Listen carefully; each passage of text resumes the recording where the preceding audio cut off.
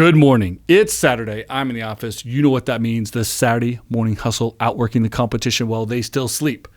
Tomorrow is Super Bowl Sunday. The Olympics are happening right now. March Madness will begin soon, which is NCAA basketball. What do all of these sports have to do with what we're talking about on the podcast today? Well, there are tons and tons and tons of great lessons, of great things to learn, of great theories, philosophies, etc., that are applied to sports at all level that we can talk about on the podcast today, about how you can apply that to business, to entrepreneurism, to developing your career, or just being a better, more well-rounded person. So we're going to go deep into what the Olympics, Super Bowl, March Madness, college, high school, professional, even being the GOAT themselves, like the recent retirement of Tom Brady from the NFL. People say he's the greatest quarterback of all time. He's the GOAT. The discussion is it Michael Jordan? Is it LeBron James? Is it Kobe Bryant? Which one of them is the GOAT? Is Tiger Woods the GOAT in golf? Is Shaun White the GOAT of snowboarding? Could Chloe Kim be the snowboarding GOAT on the women's side if she continues on with her career? These are interesting ideas. Let's break down how we apply this to business and our personal development. So what lessons can we learn from business and life from sports? Right at the top, teamwork. You cannot be successful alone. I've talked about that a few times on the podcast before. You need to build a team around you. You have to have a support system. You have to have people in place to play different roles. There needs to be delegation. If you're really going to be successful, if you're going to build something that can scale, if you're going to also be exceptional at what you do, you need more than what you have, more than just your skills, your talents, your experience. You need other people around you to fill specific roles, do specific things so that the unit as a whole, the business, the brand, the entity can be successful. You do that by building a team. The best way to keep your team as you're building it is great teamwork. It goes back to the idea of dedication, of delegation, of letting people play their role, empowering them in those roles, super important for delegation, having people with different skill sets responsible for different things so that as a whole, your business works well. This makes perfect sense, right? Engineers are on the product development team, marketing people are doing what they do, accounting, legal, management, production, all of these logistics. Anyone who has specific skills, specific experience, playing that role within the business. It's different for every business what your needs are, so your teammates will be different every time, but you definitely will need a team. You will need teammates. The best way to attract and retain the best team is to have great teamwork from both yourself at the top level, the coach, if you will, or the top player, however you want to look at it, everyone on the team as well. Everyone feeling a part of the team, understanding their role, understanding what they do, how it benefits everyone else, how they are an important cog, an important member of the team, and they handle the aspects that they handle, and allowing people to do what they do, fulfill their job descriptions, meet their responsibilities without micromanaging them. It could be a balance sometimes, managing your team and micromanaging. Again, every team's different, and it's built of individuals. Every individual is different in how they like to be managed. Every manager, every delegator is different. But the concept of teamwork on the football team, you have the big guys up front blocking. You have the very fast guys who catch well, our receivers. The guy who can read defenses and throw well is the quarterback. On a basketball team, you often have the big guy in the center protecting the rim. You've got outside shooters. You've got people who rebound, people who are very fast for fast breaks, people who pass well, people who do different things. These are all different skills that you need on a basketball team. When it comes to the Olympics, think of something like curling. Most people don't even know how you actually win at curling. I'm definitely not an expert. I barely watch it on TV, but I do know there's a person who rolls or slides the stone. There's the other guys and girls who have the brooms, right? Who do their part to get it where it needs to be. And then ultimately there's a coach, there's training staff, there's all kinds of support for that team. Bobsled is a great example of a team. You've got the guys who are responsible for the pushing. You've got the guy or girl up front who is steering and trying to get them down the track as fast as possible. Everyone plays a role. Everyone has to get in the bobsled, get their head down, get into position, lean when they need to, follow the instructions of the pilot, etc. All of these things can be applied to your business. So number one, teamwork is essential for business success. Whether an entrepreneur or business owner, you're going to have people around you. You're going to have subcontractors. You're going to have vendors. You're going to have people in your supply chain. You need to work well with those people. Treat them like teammates, not like subordinates, not like people who are only there for fulfilling their role, but people who are part of a team. Then the likelihood of high morale, high success goes way up. Teamwork is essential. You cannot succeed alone. Sportsmanship is another concept that is easily applied to business and to very successful leadership. Sportsmanship. Number one, learning how to win graciously and lose graciously. Be a good winner and be a good loser. No one likes someone who does too much of a victory dance or can't handle the idea that there will be losses, setbacks, hurdles, unexpected outcomes. We've talked about this many times on the podcast. You will hear more no's than yeses. You can't let every single no crush you. You can't let it ruin your day and stop you from the momentum you're trying to create. You have to use each no as a learning lesson and then move forward. You have to be a good loser. I really like the term good loser. I like the term gracious loser better when it comes to sports. In business, it is learning from your setbacks. It's learning from the obstacles, the things that don't go as well as planned are learning opportunities. In sports, it's being a gracious loser. You also have to be a gracious winner, though, being a good winner. Now, everyone wants to be a good winner. When you do win, you can't let that become your focus. You have to understand that that win has to be replicated over and over again. Again, now focus isn't on winning as in getting the paycheck. The focus is on doing the right things in the right way so that you have the most potential to win on a regular basis. Repeatable success is winning.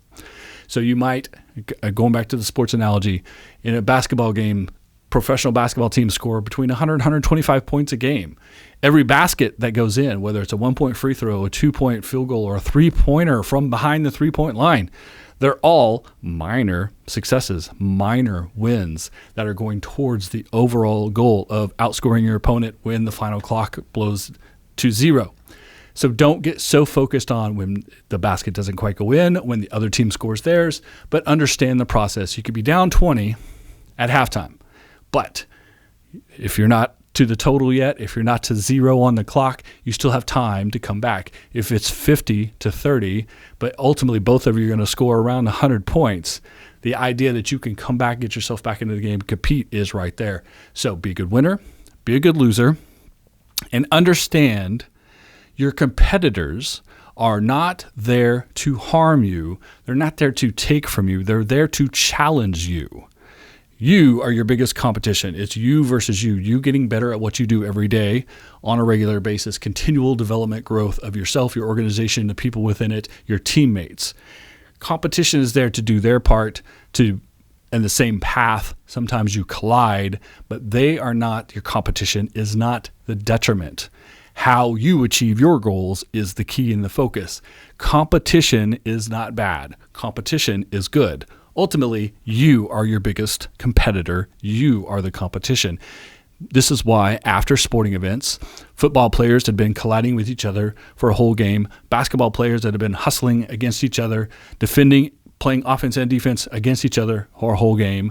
Baseball players, water polo, snowboarders, everyone, once the competition is over, once there is a clear winner, once it's been a fair contest, and there'll be another contest in the future and another one after that, then the focus on competition goes away, and then the focus on the fact that you have similarities, that you're in the same boat. You're an NBA player. You're one of only a few hundred people who are making the NBA in the next 10 years. You have a brotherhood, you have a camaraderie, you have a fraternity of NBA players, of NFL players, of college athletics, etc. Once the game is over, sportsmanship kicks back in, and the idea of congratulating your competitors, finding out what you can learn from them, and addressing them as the human beings that they are is essential to sports.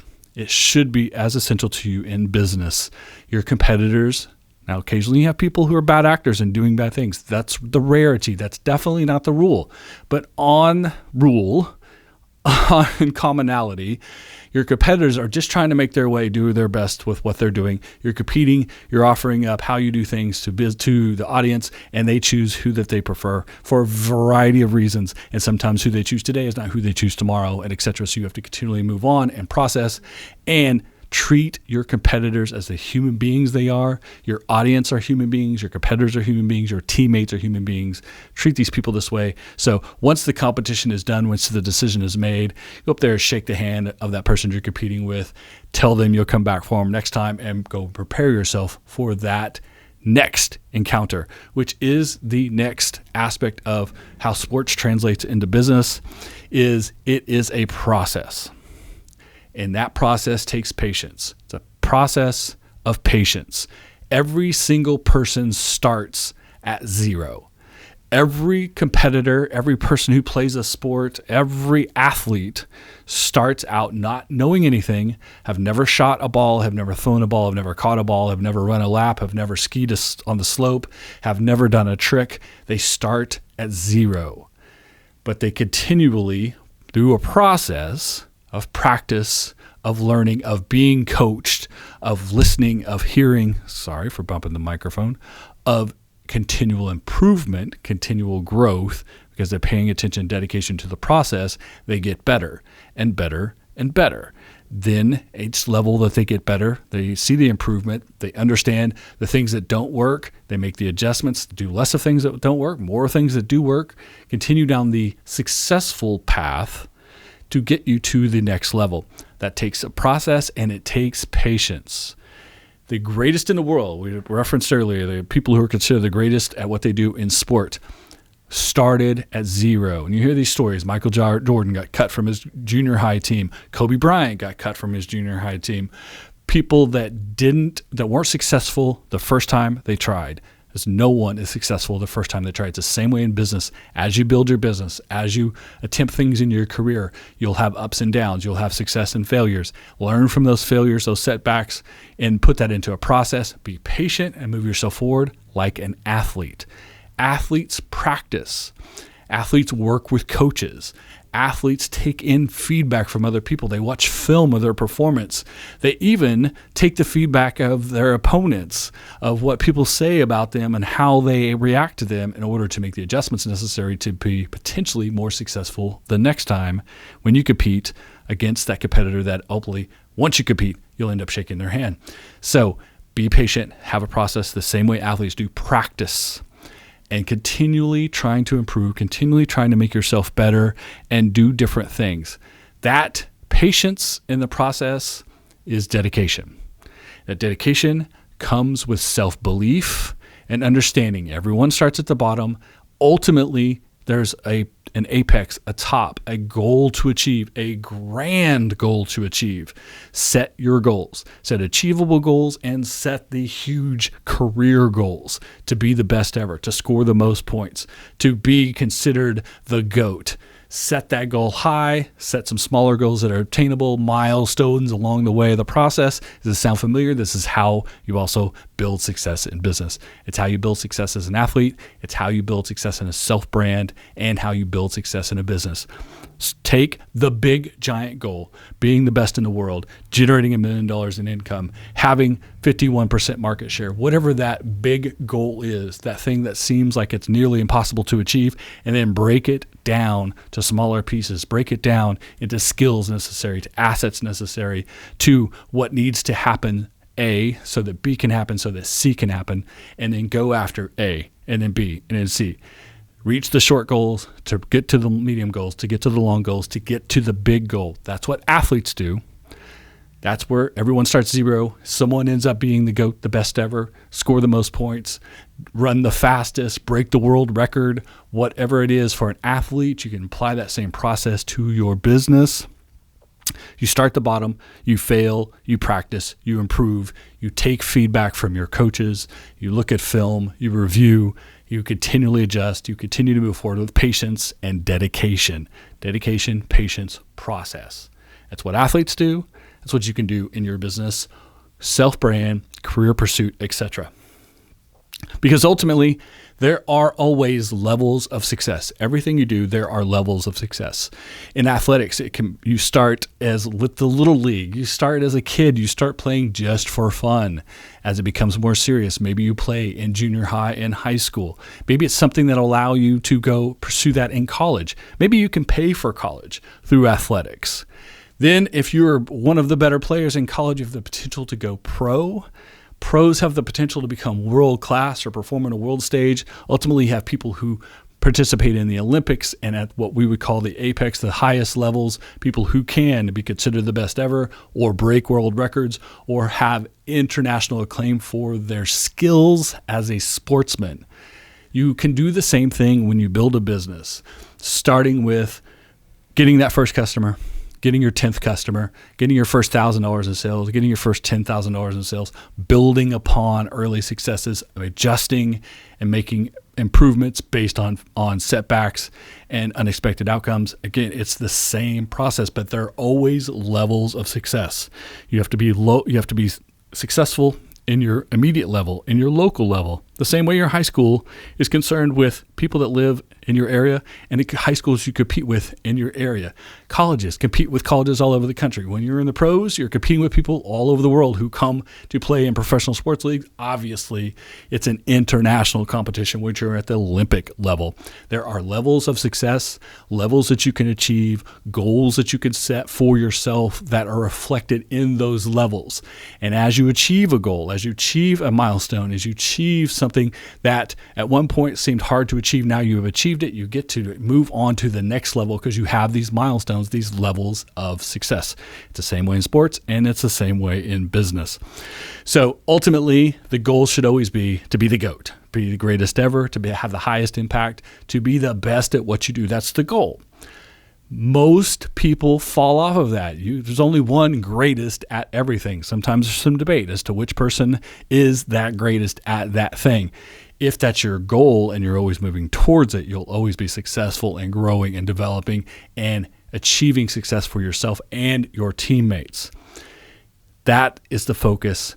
If you end up as the greatest of all time, the GOAT, then you have brought a lot of people with you. You've achieved a lot of things. It has taken a very long time. You've been very patient, very dedicated to the process. All the stuff I'm telling you, you have done if you get yourself to GOAT status. That's the lesson, folks. Sports can be applied to business for sure. So make sure you listen to the podcast. Every weekend we'll have conversations just like this. You can find it on Anchor app, Apple Podcasts, Spotify, iHeartRadio, Google Podcasts, Podchaser, YouTube, anywhere you find great podcasts. Make sure you stream and subscribe, tell a friend, leave a review, hit the like button, hit the thumbs up, hit the heart button, leave a comment, leave a review. I appreciate it very much. And absolutely share with your friends, share on social media. Of course, we're on all social media as well. Twitter, Instagram, LinkedIn, and the new Facebook page, the Saturday Morning Hustle Facebook page. Go and like that as well so you get updates every weekend when the new video and new podcast comes up. You get the notification from Facebook. Don't forget to get your swag, your Saturday Morning Hustle, your Entrepreneur AF, coffee and donuts, all of that at SaturdayMorningHustle.com. So don't miss an episode. Tune back each and every Saturday. Also check out the bonus series, the Balance series, the last Monday of each month. There's a new one up now. There'll be a new one in another couple of weeks at the end of February as well. Check out the bonus content as well. Check out every Saturday. It's the weekend. We're in the office, out working the competition while they still sleep. Appreciate you guys tuning in again this week. See you next week. Saturday Morning Hustle. Saturday Morning Hustle. Saturday Morning Hustle. Wake up and keep chasing your dreams.